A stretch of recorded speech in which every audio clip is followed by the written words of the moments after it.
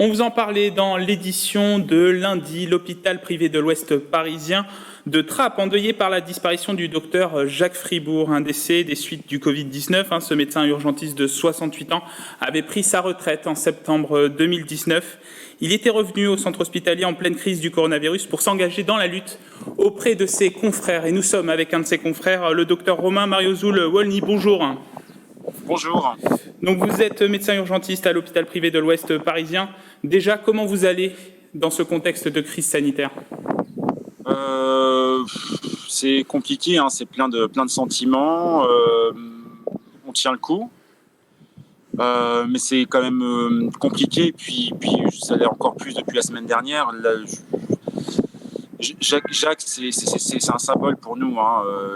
Il était dans son hôpital, dans son établissement depuis un mois. Il s'est battu comme un diable pour survivre, et il décède chez nous. C'est un sentiment, c'est beaucoup de tristesse. C'est énormément de tristesse. C'est particulier de voir partir quelqu'un pour lequel on avait quand même beaucoup de respect, beaucoup d'admiration, beaucoup d'amitié, d'amour. De voir partir dans ces conditions 8 mois après sa retraite, enfin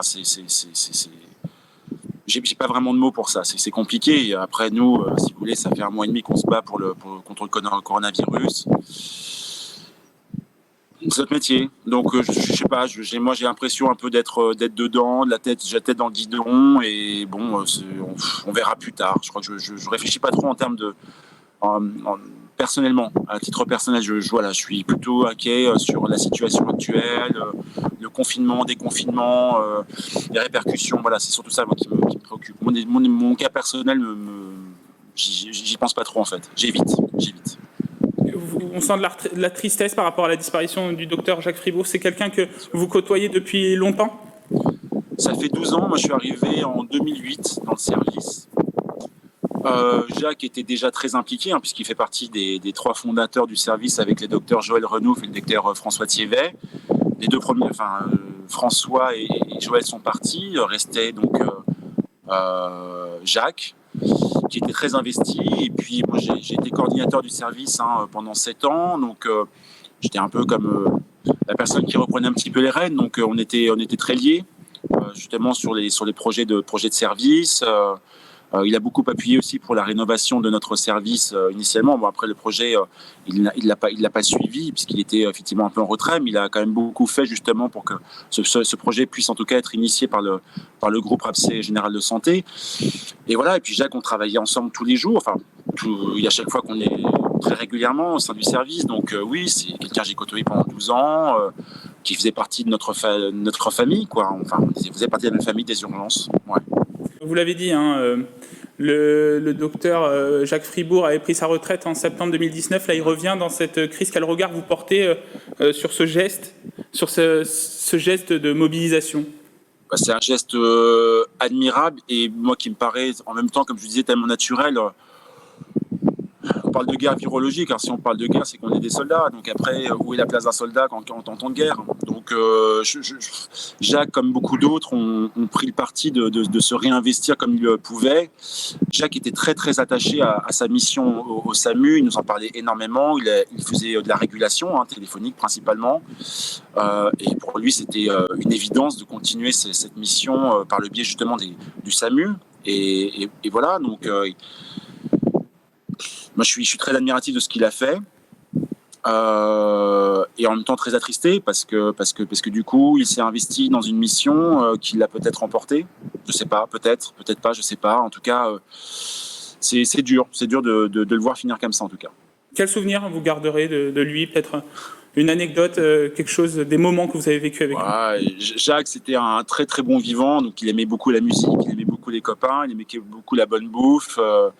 Le bon petit coup à boire de temps en temps, mais évidemment pas au travail, vous imaginez bien, mais en gros, voilà, c'était quand il était de garde, la première question qu'il posait quand il arrivait, c'était de savoir ce qu'on avait commandé à manger. Il aimait bien qu'on lui tapote sur le ventre, il aimait bien parler de tout et n'importe quoi.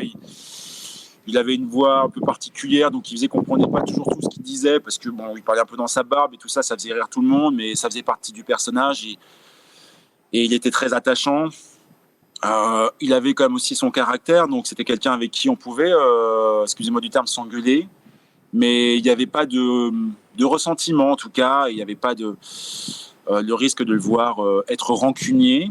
Donc voilà, donc c'était la vie, hein, Jacques, c'était un homme de vie en fait. Voilà, donc tout ce qu'on peut connaître dans une vie, on le vivait avec lui au quotidien. Et voilà, c'était. C'est difficile hein, de parler dans ces conditions parce que ouais, j'ai plein de sentiments et que j'ai l'impression de ne pas pouvoir tout décrire, hein, mais je suis effectivement très attristé par son décès.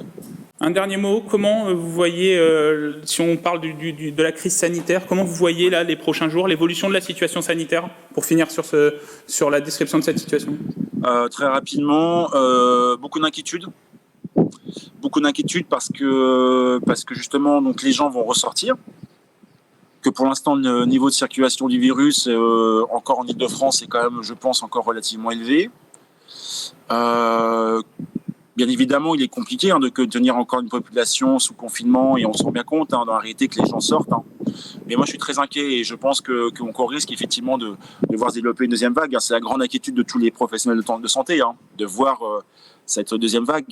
Et là, nous, on a énormément de difficultés, si vous voulez, parce que les patients non Covid ressortent. Donc, nous, il faut qu'en interne, on s'organise avec encore 2 flux.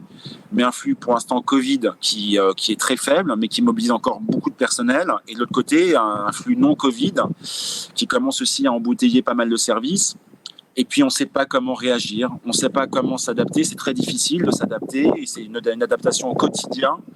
Donc, pour l'instant, en fait, nous, c'est surtout de l'inquiétude par rapport à une deuxième vague, savoir comment on va être amené à la gérer. Donc, on verra à partir de mi-juin ce que ça va occasionner. Merci, docteur Romain Mariozulu-Wolny, pour votre témoignage et pour cet hommage. Merci à vous. Merci à vous de nous avoir laissé le temps de pouvoir justement nous exprimer et de rendre hommage à Jacques. Merci beaucoup. Merci à vous et bon courage pour la poursuite de vos activités dans cette crise sanitaire. Merci, au revoir.